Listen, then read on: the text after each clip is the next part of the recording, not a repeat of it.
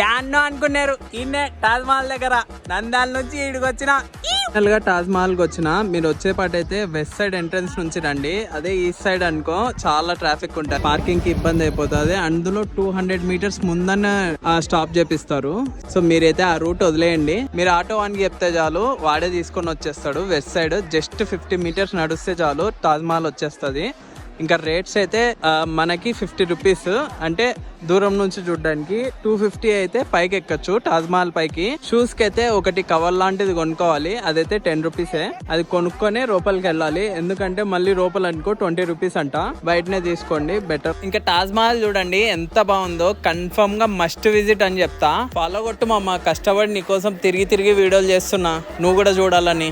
కానీ ఎండాకాలం అయితే కాదు, అసలు ఎండాకాలంలో రావకండి, చాలా దూరం నడవాల్సి వస్తుంది. అందులో వాటర్ కూడా అక్కడక్కడే ఉంటాయి. నువ్వు వచ్చినప్పుడు నాలా కష్టపడకూడదని చెప్తున్నా.